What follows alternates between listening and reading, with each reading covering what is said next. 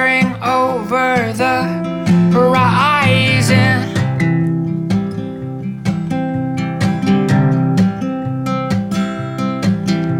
If love could speak, if love would speak, tell me when.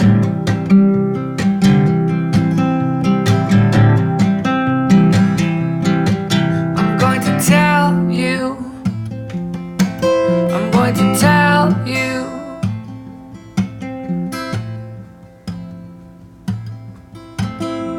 I love the way the sun reflects the light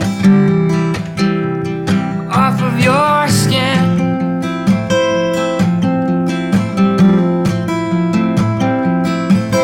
And I love the way you laugh when I joke with your friends.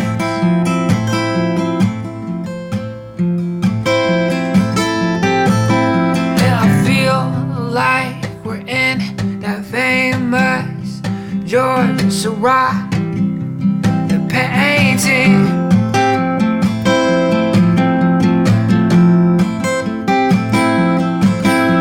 We're at the park, the city park. The dogs bark, the dogs bark. You're wearing long sleeves, the long sleeves, staring over the horizon.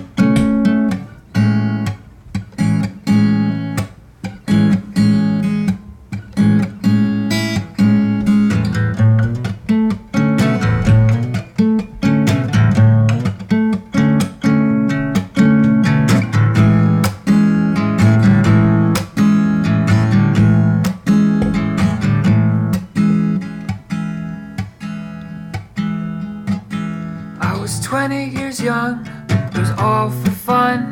The past 3 years, but where have they gone?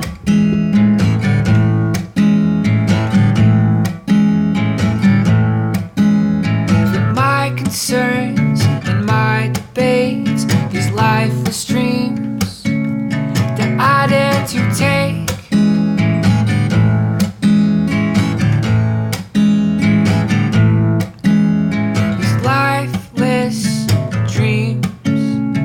Lifeless things, where do they come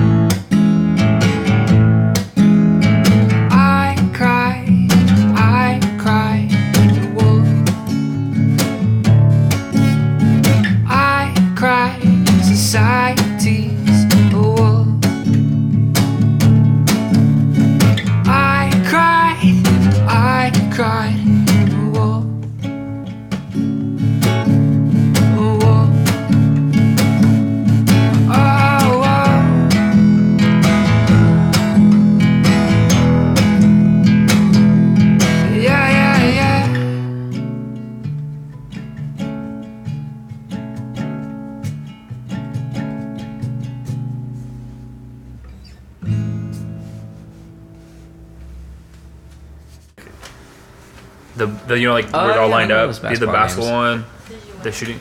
No, this girl like beat us by like 20 points. This chick we know, she's like kind of manages one of my friends who's a rapper, and dude, she like kicked us like I don't know about like 18 points or 20 points. Like she's fucking good. Are you saying black people are good at basketball? No, this chick she's part Asian. Are you saying Asian people are good at everything? Dude, she might be. Damn. Oh, hell yeah. Is that a dead raccoon? It's not a real raccoon. Yeah. It's a dog toy. Well, it's going now. It's going down. Life. I drove here. Wait, sorry, Roy. What was your last name? Varley. Roy Varley. Cool, man. From Colorado. You got some songs for us. Hell yeah. You said you moved to Seattle and yes. lived in Chicago. And you recently visited Peru, kind of like Peru. within a year. The Amazon, you're saying. Yeah, I was back in Peru. I was adopted from Peru as a baby boy, and then kind of just You were adopted? Yeah. And what are your parents? Oh, my parents are white, but their heritage though is like Swedish and English. Oh, cool, man. Yeah. How do you get into adoption? Not you. Well, I mean, for them, like I think it was like they're living in Chicago. They're interested in adopting from Korea, China, and then maybe even South America, and then it kind of just like went that way. And from there, like they lived in South America, and then waited for me to be born, and we kind of just kicked it there for a minute. So it's interesting. So one of those programs where like you're gonna have a baby, and then you go and you want to put your baby up for adoption, and then somebody finds you, and then there's like a match. Yeah, from what I know, like I think that there's probably like a couple or 6 options that they look into, and then they kind of narrow it down as time goes on. See what's kind of best for their living situation. Interesting, man. Yeah, and that's a good thing though. I mean, I thought like I'm not someone that really thinks that I want to have kids or anything like that, but yeah, I don't know. That might be a way that might make me rethink it. Yeah, that's a good point. And like, it definitely is a big exploration, you know, for someone like me, you know, living with white parents, and then also just seeing the difference in cultures and kind of like classism. That's something I've analyzed growing up, definitely. Always having to think about it, I'm sure. Yeah, it's wild. And then going from somewhere like Chicago to Wyoming, that was kind of a culture shock in a sense. I get that with like me looking white, you know what I mean? Or a lot of people think dude. that. Yeah, you look Asian. You look mixed, Asian. Man. Super mixed. Yeah, I'm definitely super mixed. But you know, like I guess people aren't really sure. Some people think I'm Asian. Some people think I'm white. Some people think I look Latin. Yeah. And then they just or something Italian or whatever it is. Yeah. And I thought you said Aladdin. Aladdin. Some people look at until some people think I'm Aladdin. Yeah, an Aladdin. Dude, I'm down. I'll dress up as that for Halloween. You could look like I'm Aladdin, gonna shave actually. and I'll do that shit. You could look. Hold on. Have you had like a big rug? It's rolled up. Dude. I've seen those videos. They're funny. Of the guy like on the carpet in the city. He's like on it. It's, like, really? Moving. I haven't seen that. It's like in New York City. Oh, cool. Yeah, check it out. It's hilarious. Anyways, yeah, dude, Mexicans are mixed. Yeah, dude. Like, I think it's neat. Even just like getting older at this age and meeting other mixed people doing like cool shit, like or creative stuff, like whether it's podcasts or filming or music. Like that's been nice to explore that. And like, what do you mean like mixed people doing that? I guess like coming from Wyoming, like I feel like I was only seeing like white people and then like first generation Mexican people, so like I feel like my mind wasn't really open in like seeing other successful, I guess, people of color. And like I was really eager to see that happen at some point. It's not as common as people want to argue that it is. Yeah, dude. And like, regardless of all the kind of race things we're noticing now at our age, and like, you know, with everything going on with the debates and like we're like full on fucking American now, man. Yeah. I'm a first generation, but I'm full on American, you know. Yeah. And yeah, it's like so you can approach me, and if I want to, I'll be pretty articulate, you know, and mind my P's and Q's and speak English. Yeah. But yeah, dude, that's a great point. That's only because I'm fortunate enough to have that first generation background. Dude, totally, dude. I got the schooling. They taught me to speak English, and even though I didn't learn grammar or math in grade school, I learned it after. Yeah. Still, I could pass. Yeah. And that's, like I said, and just even the way that I look, like, I don't know. It's a real interesting thing, because... Was it, like, unique for you at all, though, like, in Texas, or, like, once you left Texas, did you notice? It was once I left, man, because, again, like I said, I grew up around the border. Yeah. And everyone was either immigrant or first generation. Yeah, dude. There was literally, like, 2% of the population, 2 out of 100 were not like, Mexican. Mm-hmm. You know? So everyone speaks Spanish, and the things that you eat, and everyone's eating the same thing, and, like... Yeah. I don't know, and there's also that viewpoint, not color wise, because Mexicans are so mixed. Yeah. That I think Mexicans think of it less. Like I said, I'll have my aunt who has curly hair and black skin, and then somebody else who looks like this, like brown, like whatever, like an Aztec, and then my grandpa who had blue eyes and blonde hair. And maybe, like, the fact you bring that up, like, it makes me think about, like, the first early years of me being in Wyoming. Like, I don't feel like I experienced that. It was just, like, straight up just, like, pretty wealthy white people, and then, like, really dark, like, a certain look of Mexican people that were moving to this town to work all the minimum wage jobs and stuff. And, like, I became friends with some of those kids, but it definitely was just something, like, I needed to get out, I guess, and explore. And, like, I'm glad I kind of moved around and saw bigger things and more opportunity. And you mean, like, get out of the class divide? I guess get out of a small American town, I guess. Well, yeah, and I can relate to that in my situation. Like, that was also a problem for me.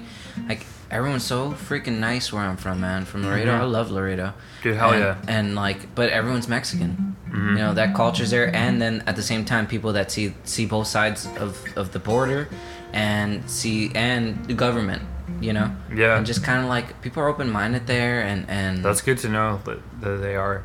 It's a good place, and yet everywhere else I've gone in the country, and I mentioned I'm from there, they trash talk it like it's a bad place. I'm like, dude, it's nicer in this place. So just, like, less crime there. Yeah. It's just, I don't know.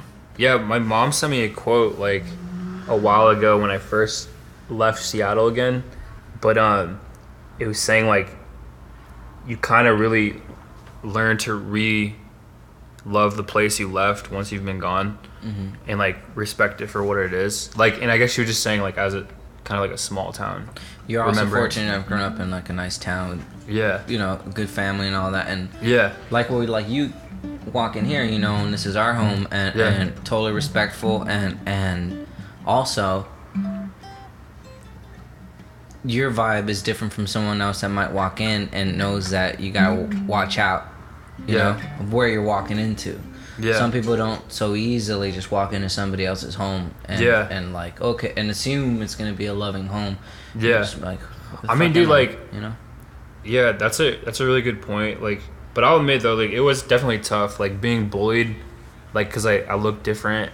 Oh yeah, in Wyoming. Like the white kids bullied. Yeah, or just either side, because I didn't know Spanish. You didn't know, so the Mexicans bullied you because you didn't know Spanish, but you look like them. Yeah, and the white kids bullied you. Yeah, because I was different, and, like, I think that was a part of why I wanted to leave, regardless of, like, the kind of, like, healthiness of being in a small American town.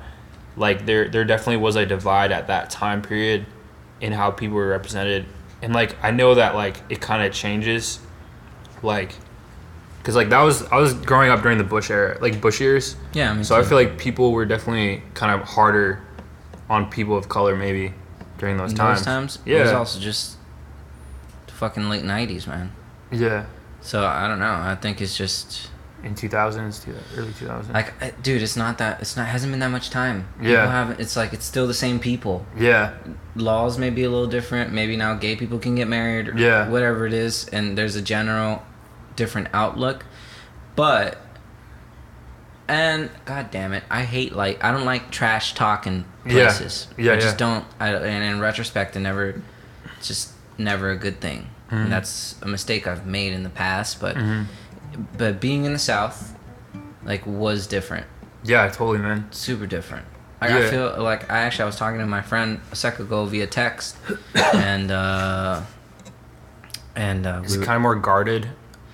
like the culture's still there, man. It's like the or like you as a colored person are like you're more guarded to be kind of like not talk back. Like I'm saying, a lot of people don't look like me. Like I don't look as colored. Mm-hmm. If I'm in the sun for a summer, I'll be a little brown. I could get to like how you look. Yeah. That kind of thing. But I ain't too colored. Mm-hmm. And so kind of like what you were saying, you get bullied on both sides. Yeah, I had, and like it was interesting, man, because like I think that there would be certain groups of people that expected me to act a certain way if they just saw me from the white side, and then there'd be Mexican, and then they expect you to act a certain way too. And then the whole Spanish thing. So like when I left to Colorado, like it was nice to see like more diversity. It's so fucking nice, man. So and it's a beautiful place, and like they're very outdoorsy and like pretty open, but even that, dude, like going to college like with more black kids and like other like Latino kids, and like that was really nice to see, like kids really working their asses off to get further in life. And most people aren't gonna say that. I went to college mostly black kids and Mexican kids or Latino kids, and it was real nice. Most people aren't gonna say that shit, dude. Yeah, because and like even coming to bigger cities and stuff, like it makes sense why, because there still is like people so divided. Mm-hmm. Like even when I went back to Chicago, like last year, we had to like help our family out. Like it's fucking crazy how kind of segregated shit is. Oh yeah, for sure, but it's still segregated. Like I said, I think that's what I was saying earlier about the South. So like things are still super segregated in the West Coast and the East Coast, but the South has like the culture's still there, because like these people that own plantations was just 2 generations ago. Yeah, rich, that's also like your great grandpa had slaves. You know what I mean? If you live there, and if you're 40, there's a chance your grandma had slaves. Yeah. You know what I mean? So it's like that's still in the culture. It's just a part of the way people speak to each other. Like you'll see, like if you go to a grocery store, and this is what's really messed up, man. Yeah. It's like you'll go to a grocery store and there might be like the people that bag the food for you. Yeah. Right, that kind of thing, and then you have to take it to your car. So it'll be like maybe it's a black, and it only happened if the people were of that culture, or of that color. Yeah. If there was a black guy that was bagging your food, and then you saw like this older rich white lady. Yeah. She may have been like whatever, just older and rich, you could tell. Yeah. And then the black guy would just like change the way he would speak and be like, yes ma'am, like yeah miss, or miss this or miss that. It's just like you could see it. It's like, oh man, that's still in the air. Yeah.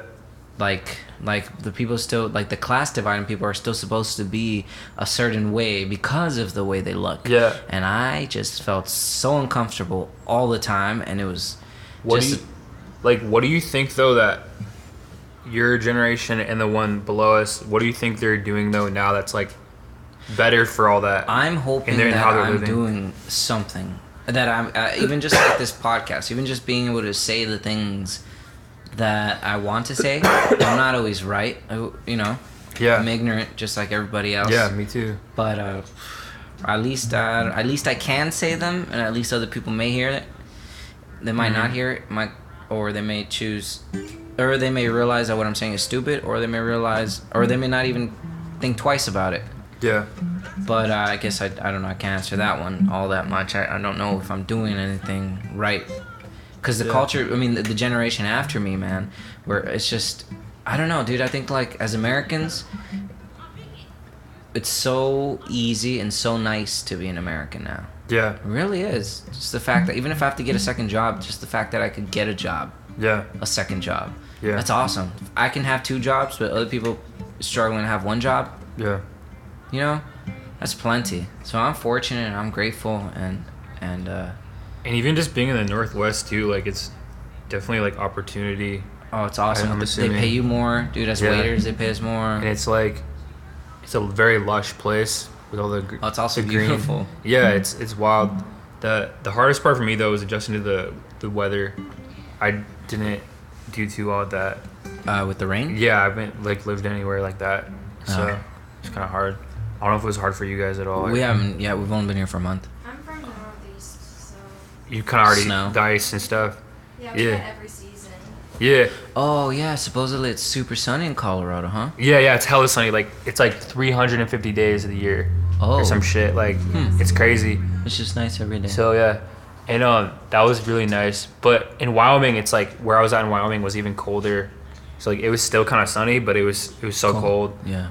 So, but yeah, I guess yeah. Let me know how you guys do with that. Like I'm assuming like you'll keep yourself busy and stuff. Like I think that first year I was here, I wasn't keeping myself occupied.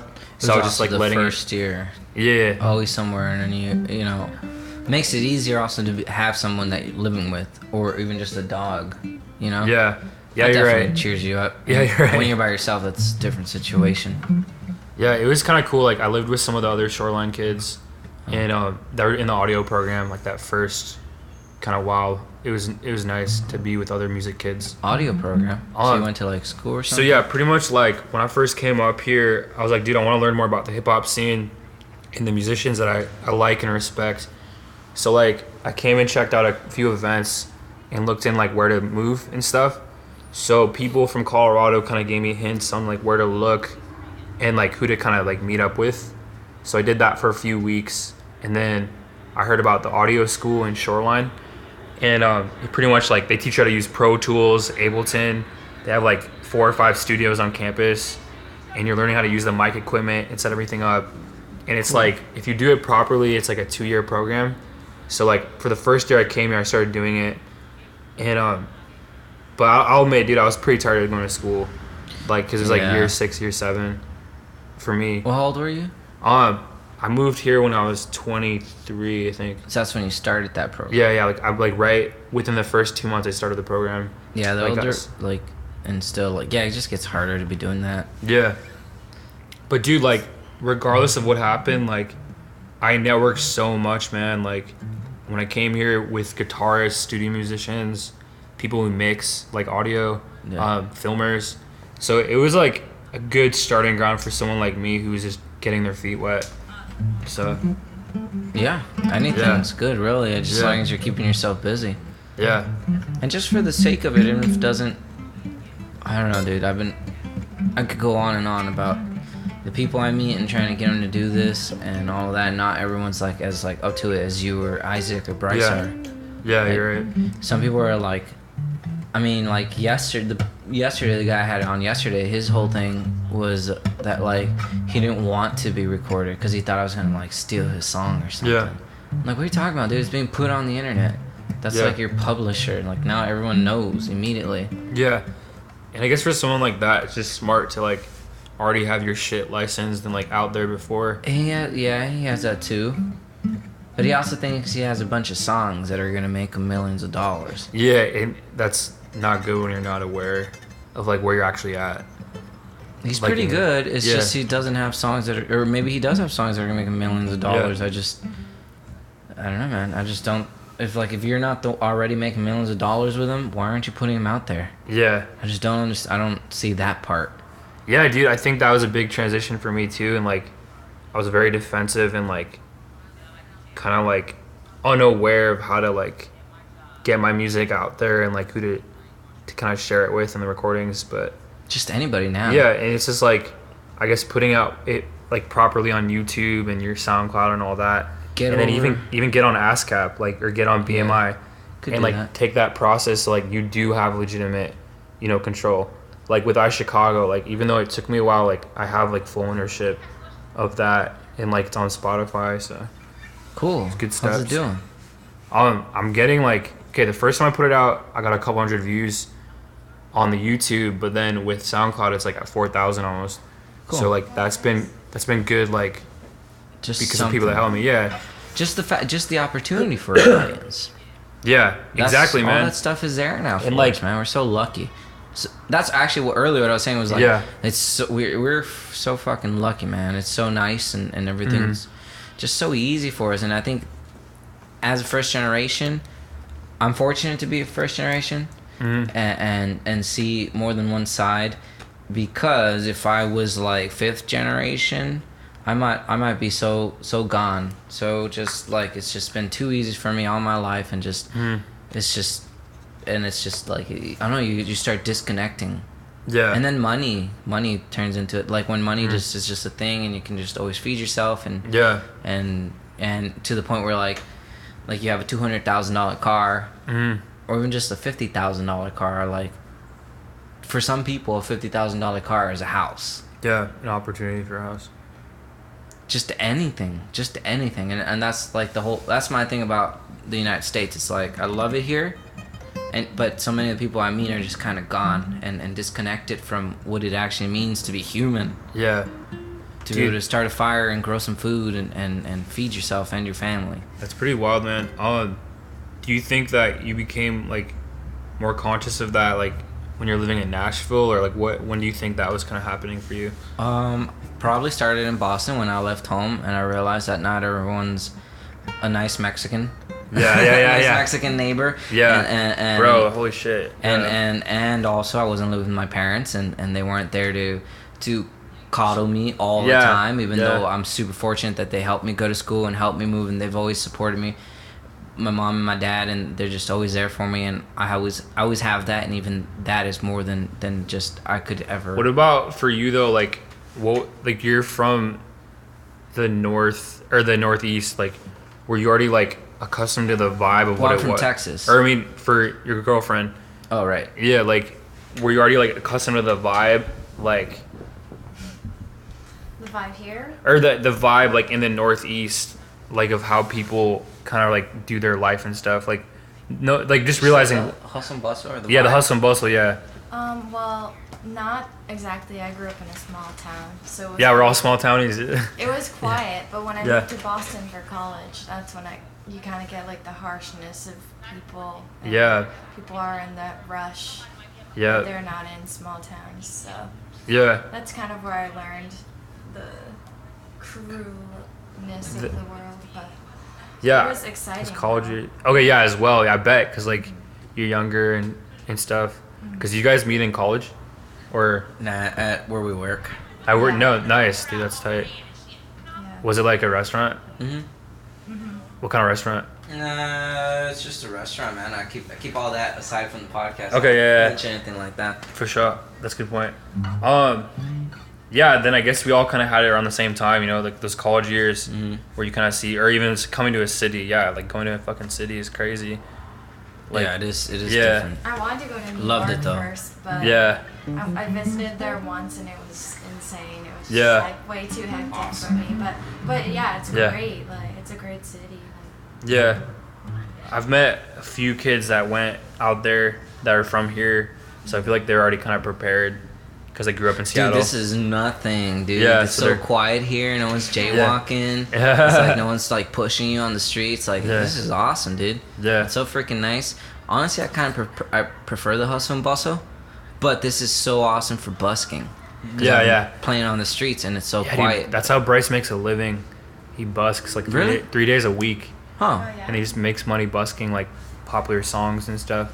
So, good for him, man. Yeah. Good for him. And like he was a music theater major, so like he has that whole like theatrical like Smile. Yeah. He loves it. Like Bruno Mars shit. Yeah, We always used to say that. We always used to say that. He's like Bruno Mars. Kind of like the style of, like, Yeah, dude. If it pops off, like that's something he could ride with. And like, this is a side note too. Like, he's related to like Grace Potter. Who's that? She's like a indie artist, so she's pretty popular in the indie scene. One of those like, so it's kind of crazy. So I didn't know that. he's just kind of like from a musical lineage and shit. So. Well, all I can say about the guy is that he's super nice and super talented. So yeah, dude. Like, wish him the best. Dude, good point, man. Like, we definitely have helped each other out, like, since getting out in Seattle. So it's been good. Yeah. We can do a concert now if you like. Totally. Yeah, it'd be cool to talk more later about, like, other shit, whatever's on your mind. It'd be neat to hear. Boobs. It's usually boobs. Boobies. Big boobies. Big boobies. Big boobies. Think about. And chocolate milk.